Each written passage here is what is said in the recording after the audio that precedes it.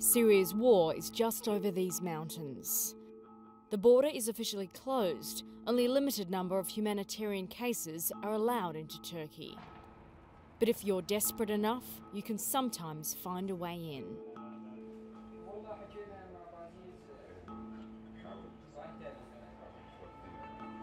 وبعدين شلون اجيت لعنا لهون؟ بعدين عشت على حسابي. دفعت 13,000. فهمت عليك. بس الشام. بس الشام. ايه طلبوا منك مصاري؟ دفعت. دفعت لهم. 13,000. 42-year-old Omran is lucky to be alive. To get treatment, he left his wife and 4 children behind and had to pay a bribe to secure his passage out of Syria.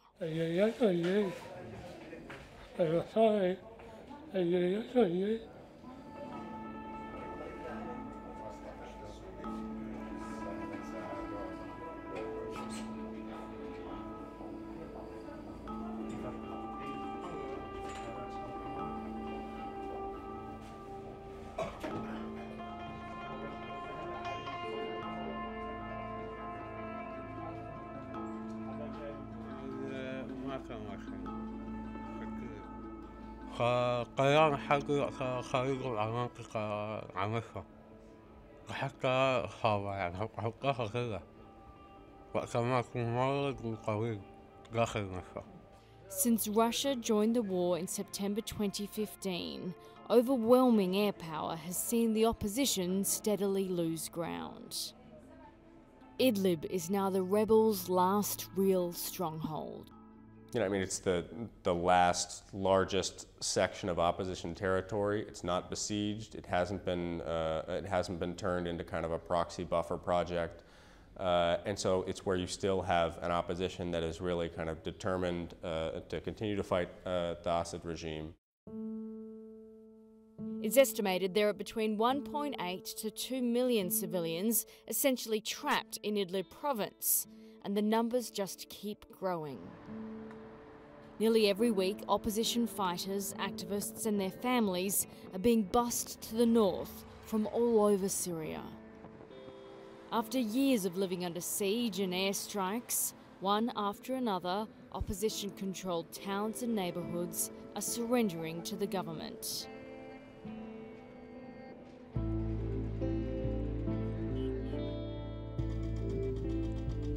يعني بتعبى غبرة بتعبى قش وسخ ما يعني الواحد ايش بده يعني ايش بدي احكي لك عن حالتي ولا ايش يئست منا يعني ما كثير المي قليله مواد ما في غذائيه مواد تنظيفات ما في. When East Aleppo was taken back by the Syrian government in December, Abdo chose to be bussed to Idlib and live here in a tent with her 8 children, rather than stay and live under regime control. وخايفين للنظام كمان يجي لهون وما له امان النظام.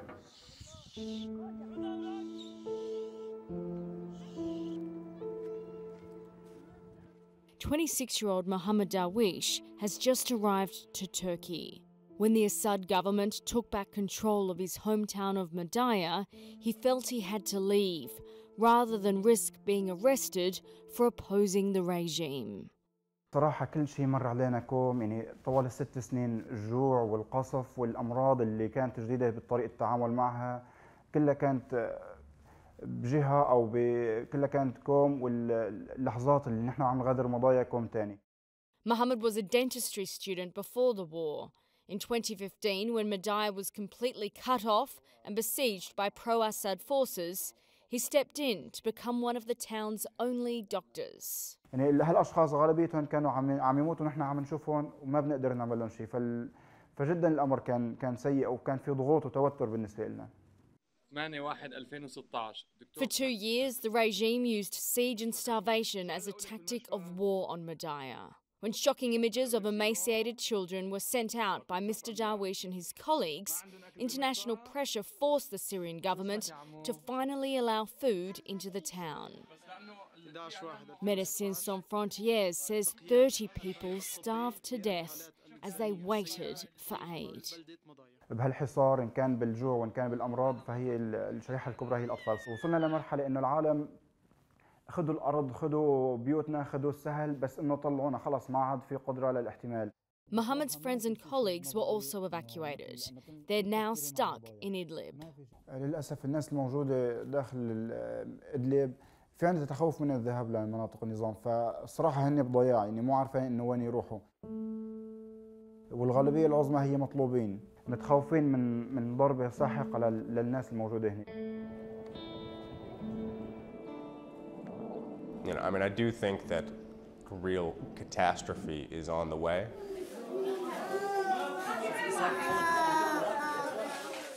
Ultimately, some sort of kind of Russian-backed offensive on the northwest will happen. Just because of the nature of the armed factions there, and then because of, I think, ultimately the intransigence of the Assad regime and its determination to retake this area. To make things worse for civilians in Idlib, the al-Qaeda affiliate in Syria, Jabhat al-Nusra, now known as Hayat Tahrir al-Sham, is becoming the most powerful rebel group in the country's northwest, enforcing its strict Islamic rules over Idlib and the territory around it. Right now, the balance of power is really not in favor of the more moderate rebel groups. Hayat Tahrir al-Sham over the past few months have increased their repression of pretty much everyone. 2 weeks ago, Hayat Tahrir al-Sham arrested one of the Free Syrian Army's most famous fighters after he mocked their strict Islamic rule. Here he smokes in front of a HTS sign that says smoking is forbidden. He posted those photos on Facebook. They became quite popular there.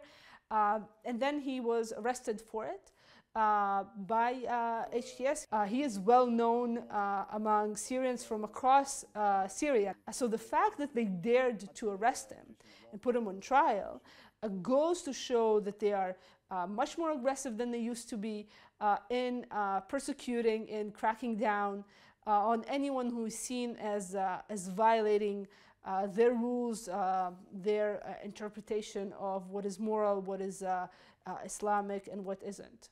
In the past few months, an increasing number of opposition supporters and activists opposed to Hayat Tahrir al-Sham's fundamental rule have had to flee to Turkey to avoid arrest. So people are scared to protest, to voice their opposition. They do not want to talk about it. They do not want to provide the regime with ammunition in describing the violations that are being carried out. At the end of the day, in all of Syria right now, the people who are in charge are the ones carrying weapons. Civilians, civil society organizations, citizen journalists, the people who were really involved in starting this uprising have been marginalized and pushed to the side. Sam Heller argues that the US needs to cease its backing for moderate rebel groups in Syria's northwest now that Hayat Tahrir al-Sham has become so dominant.